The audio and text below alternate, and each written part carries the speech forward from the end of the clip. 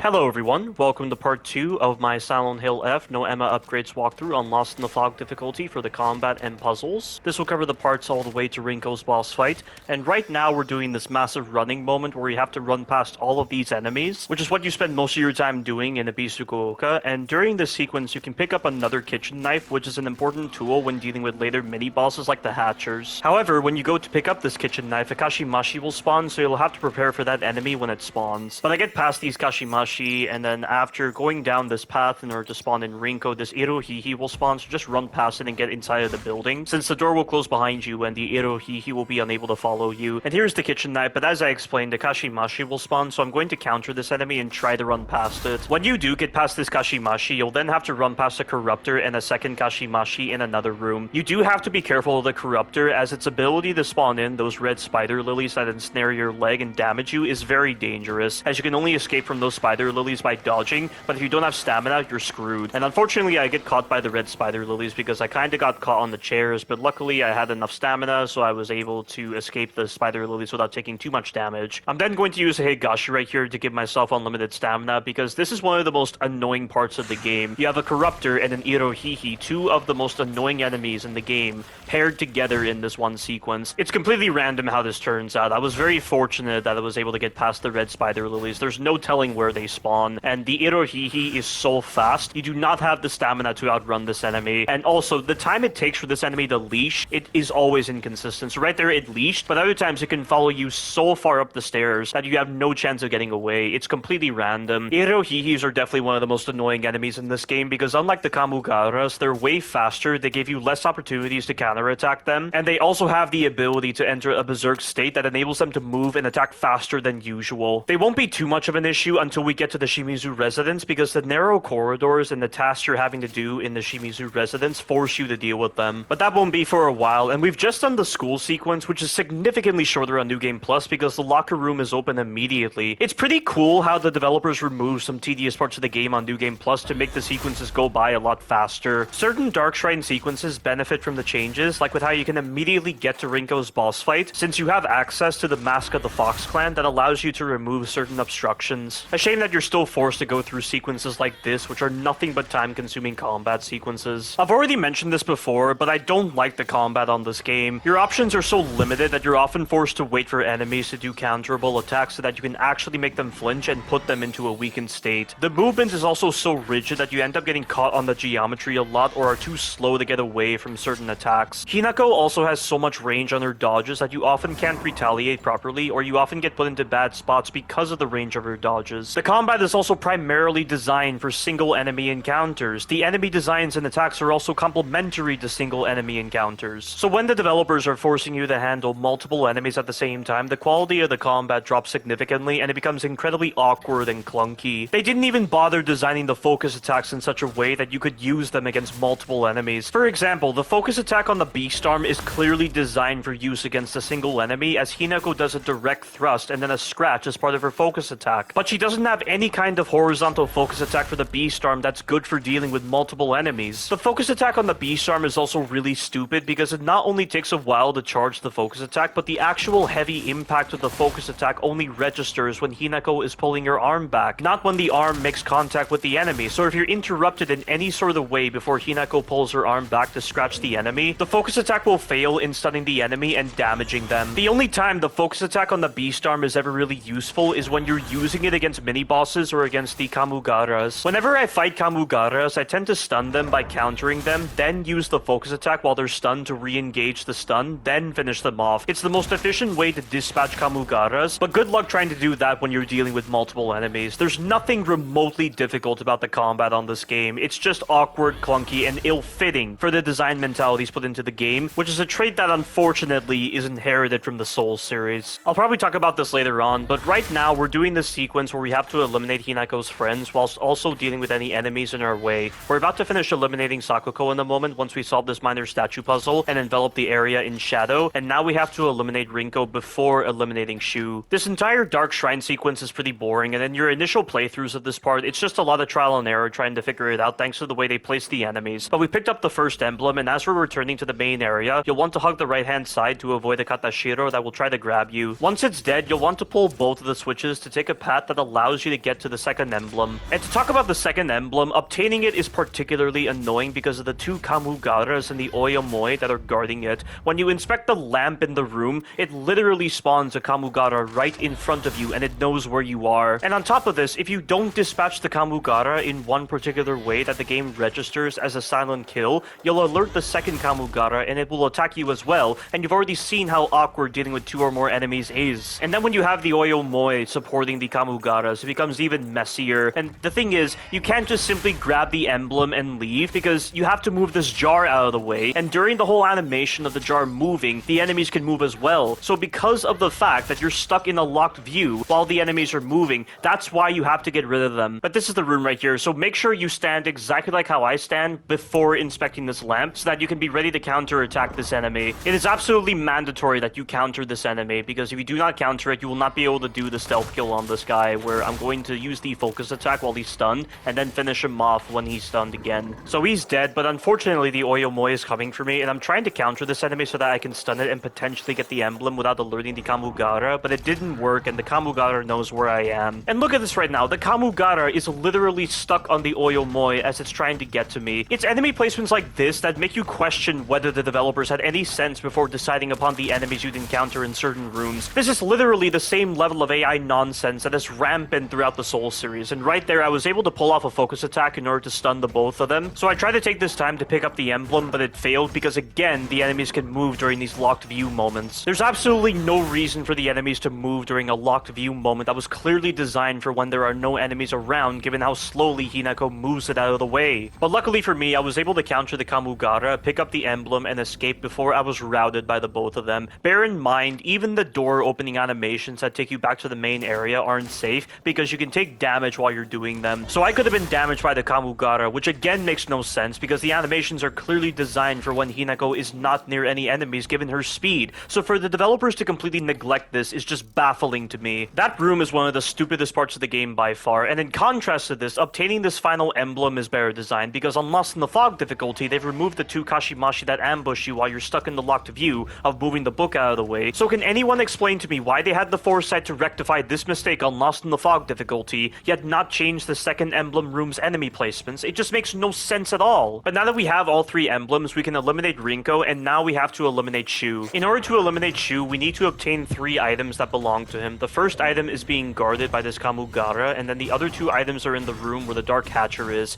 It is extremely important that you have a full Soul Siphon gauge prior to the encounter so that you can efficiently dispatch the Dark Hatcher. If you don't eliminate the Dark Hatcher quickly, it'll keep spawning in enemies, and the problem is, Fox Hinako is not very good at destroying the eggs the Dark Hatcher spawns. It takes 4 to 5 hits from your B-Storm to destroy the eggs that the Dark Hatcher spawns, yet with regular Hinako, she's able to destroy the eggs with a kitchen knife in about 2 to 3 hits, and the kitchen knife has faster light attacks than the B-Storm. And here is the encounter. So I've activated my B-Storm, and now I'm going to try to stun the Dark Hatcher using my light combo. Akatashiro is unfortunately spawning from the egg, so I'm going to try to put the Dark Hatcher between myself and the Katashiro. The Katashiro nearly catches me right here since it went right through the Dark Hatcher somehow, but I'm able to stun it, and now I can properly place the Dark Hatcher between myself and the Katashiro. Staying behind the Dark Hatcher is the best spot to be, and I'm about to stun the Dark Hatcher right now. It's close to death, and right now, this Katashiro is doing a counterable attack. I missed with the counter, but I was at least able to apply the counter damage to the Dark Hatcher, and now it's dead. Unfortunately, this was not a clean attempt because right here, the Katashiro decided to do a non-counterable attack, even though it's just as slow as these other attacks. I don't see why that is not a counterable attack, and I end up taking damage in the process. So now that the enemies are dead, make sure you destroy all the eggs in this room because they will hatch when you go upstairs to try to get the comic book. And also right here, for some bizarre reason, even though I did the required amount of hits to actually destroy this egg, it still hatched an enemy. So what the hell was that about? So there are times where apparently the enemies just choose to come out of the egg for no reason. But I took care of that enemy, and once I've cleared out all of the eggs in this room and I get up to the second floor, I will be able to pick up the comic book, leave, and then we will be able to resume playing as regular Hinako. The section coming up as regular Hinako is another massive running moment where we have to get through a forest filled with enemies. It's also the first time we get to use the axe, which is a two-handed heavy weapon that's needed for later encounters. You'll see me use the axe twice during this forest sequence. But right here, while this Kashimashi is busy doing its rising animation, I'm going to use the axe to finish it off by doing the heavy attack, then doing 2 light attacks. I then need to quickly get these boards out of the way before the enemies close in on me, and once I'm through, I'm going to take the left path to get to a staircase that has a Corruptor up top. There's nothing you can really do to get past this Corruptor without taking damage from the red spider lilies in a quick manner, but it doesn't matter because I'll regain my health when I swap back to Fox Hinako. Just make sure you have enough stamina to dodge out of the red spider lilies. Continuing down this path, there's going to be a moment where you need to dodge past a rising Kashimashi, and then you'll eventually reach a point where you need to use your axe to prevent a Kashimashi from damaging you during a drop-down animation, because again, you get no iframes during such animations, which is dumb because Hinako is in no hurry to get away from the enemies when doing such animations. But once you get down here and escape the enemies, you need to prematurely move some boards out of the way to open the way out, and you have to go through the window to pick up the key, otherwise the enemies will spawn in too quickly. You also need to consume a Higashi before picking up the key, because stamina is important for this massive running moment. Get past this Irohihi, avoid the Kashimashi, then get to the exit to trigger the running sequence. This running sequence is well designed, and there are multiple ways of getting through it depending on the paths you take. In my case, I'm going to take the left path because it's the path that I took in my blind playthrough, and it's the path that I've committed to memory, and I'll be able to get through this sequence effectively. This isn't the first time the Silent Hill series has done such running moments. Silent Hill 2 had a running sequence with Pyramid Head, and Silent Hill Downpour had running moments where you had to escape a black hole. In the latter case, however, you could not avoid getting damaged by the black hole, but in this game, you can do these running sequences without getting damaged. And it's a pretty cool sequence with its cinematic feel. It's just a shame that stamina is a factor to consider, which is why you have to consume a Higashi, because otherwise you'll be forced to slow down and wait for your stamina to regenerate, and it really disrupts the flow to the sequence. I don't know what the developers were thinking with that. You don't see Sebastian slowing down during such running sequences in The Evil Within 1 despite his limited stamina, so I don't really get it. I mean, you have plenty of Higashis to use, so it's not a big deal, but it's still something I wish the developers didn't skim over. But we've made it to the gate, and the game will give you a Higashi before this next running sequence, which is very considerate. That being said, you don't need to use a Higashi for this running sequence. And once you've done this sequence and gotten inside a Shu's house, you'll play as Fox Hinako again, and you'll be able to get to Rinko's boss fight immediately on New Game Plus, which is a great design that removes a lot of tedious gameplay from her section. But that being said, while the tedious gameplay before Rinko's boss fight is removed, Rinko's boss fight itself is of poor quality. For one thing, Rinko has a lot of HP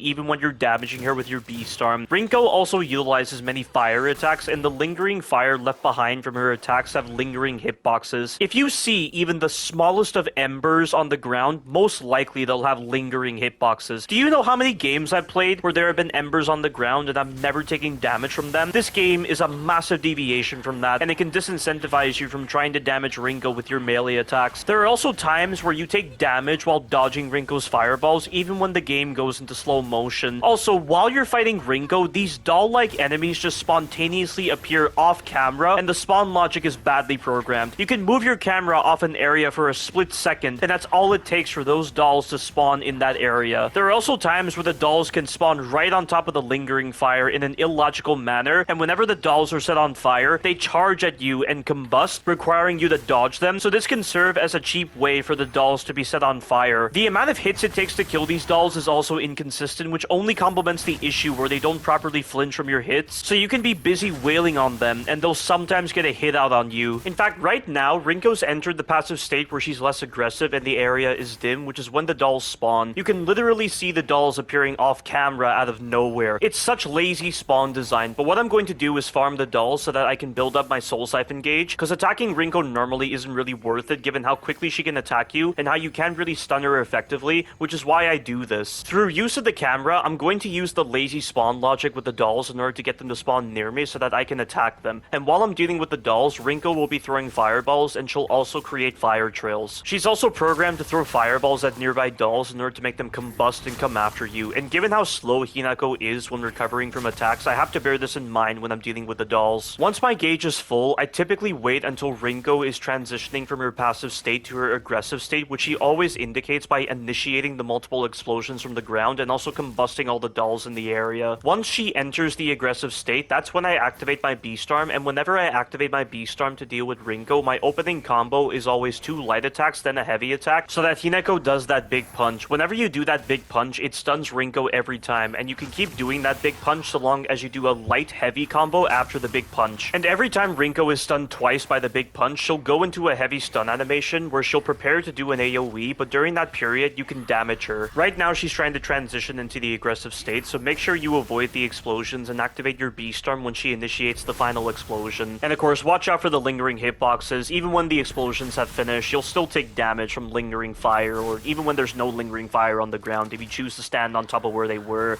I have no idea how the developers missed these bad hitboxes on Rinko's attacks. But there was the big punch, and I'm going to initiate again by doing a light-heavy combo, and Rinko is stunned, so I'm going to initiate a light combo on her, and then I'm going to back up before the explosion happens. I'm going to get back in there, and I'm going to initiate another big punch, and I'm going to stun her yet again, and then I'm going to be able to damage her for a bit, but unfortunately my Beast Arm runs out, so I need to back up. Whenever Rinko is attacking me while in the aggressive state, I don't even try to attack her. I instead focus on countering her long-range attack where she flicks her weapon to the side and charges at you. Rinko has many variable combos when she's doing her attacks, and it's not worth entertaining such attacks when Hinako is as sluggish as she is. But right now, Rinko is on the other side of the arena, which is a good spot to put her in when she's in her passive state, because it means she'll be less of a nuisance while you're farming the dolls to fill your Soul Siphon gauge. And you might be wondering why I'm not just using the consumables to fill up my gauge. It's because I'm trying to save my consumables for some really bad encounters coming up where you're forced to fight multiple enemies. Not to mention that your approach to this encounter on Lost in the Fog difficulty isn't really different from your first playthrough, where you couldn't even refill your gauge with consumables, so it's not worth using the consumables now. But this is literally all you're doing for this encounter, and it's really boring. Sakuko and Rinko really outstay their welcome as bosses, and they affect your ability to want to replay this game. Like I said before, this game is nowhere near as good as Silent Hill 2 Remake, and it doesn't even try to hide the fact that it's imitating the Souls series with its gameplay designs. At least it doesn't favor bad checkpoints, but even that's not enough to make it better as a game. And if you thought this game wasn't Souls-like enough, the final two bosses of the true ending will disabuse you of this notion, because they really do feel like they were ripped out of Dark Souls more so than with Sakuko and Rinko. It's just pervasive at this point with the number of games that keep on imitating this Souls-like identity, and the fact that it's now affecting genres like survival horror is even more infuriating. It's almost like developers aren't able to make compelling, unique games anymore because they're afraid they won't meet the profit margins they've set up, so they turn to a series that gets consistently regarded by critics as being amazing when all the Souls series does is regurgitate ideas that they've used constantly, misinterpret the idea of difficulty when they favor things like bad checkpoints, bad hitboxes on bosses, terrible arenas that don't feel befitting for the boss to the point where you can even see the boss's limbs facing through the geometry a vast majority of the time, the same patterns with enemies and bosses, the same sort of feeling with the camera, etc. It's similar to how Ubisoft took the lazy route with copying The Witcher 3 when making Assassin's Creed Origins, Odyssey, and Valhalla because of how much they lost confidence in their Assassin's Creed identity. Ubisoft was of the belief that it was Assassin's Creed's fundamental identity that was the issue, when in actuality they just lost sight on how to correctly use the fundamental identity to make good games post AC4, which is why they took the lazy route. And just to deviate slightly from this point, when you see the way Sakuko and Rinko fight in this game and the way you approach them, tell me you've not also seen the same pattern of moves and approaches with the other bosses in the Souls series. It becomes harder to tell bosses apart from one another between the Souls series and other series that try to imitate it. I mean, you hear of games like Lies of Pi, Neo, The Surge, Star Wars Jedi Fallen Order and Survivor, and Mortal Shell, and when you look at them, they hardly stand out from the Souls series, that they feel more like games in the Souls series, with some minor mechanical changes than actual new games. I mean, I wouldn't say this is true so much with Star Wars Jedi Fallen Order and Survivor. I really do feel a sense of unique identity with those two games, but with the other games, I don't feel anything whatsoever. At least when you go to Resident Evil, Devil May Cry, or Hi-Fi Rush, for instance, they feel like their own titles with their own style and feelings to their presentation, gameplay, and other aspects, which is why they stand out from other game series. But with the Souls series, it's just a formulaic and tiresome series that feels like it's embracing tunnel vision with how it's diluting the creativity of games. It reminds me of what Spencer Reed said in Season 5, Episode 12 of Criminal Minds, where he realized why Jason Gideon quit playing chess. He said,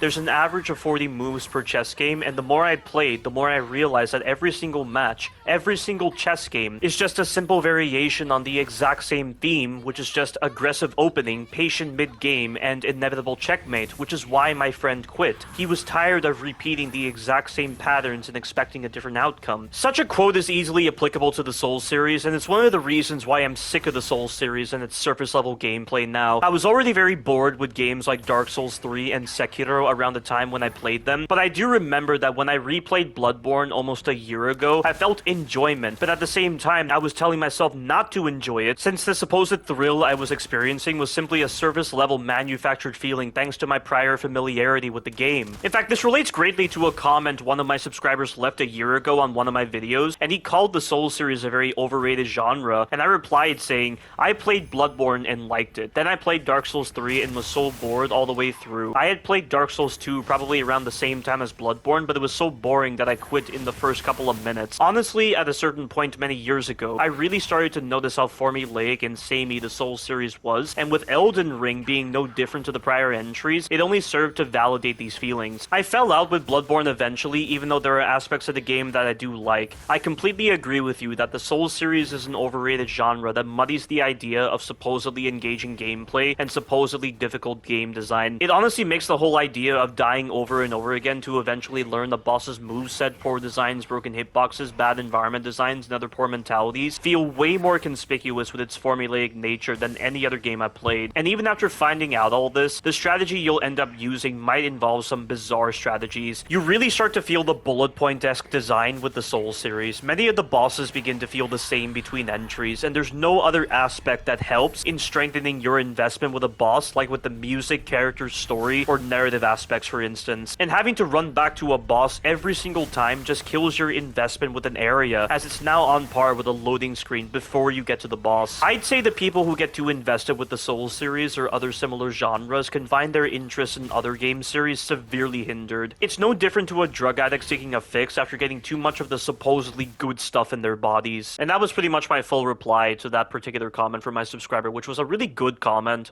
But I've dealt with Rinko, and this is the end of this part of the walkthrough, so stay tuned for the future parts. Thank you all for watching, and you take care now.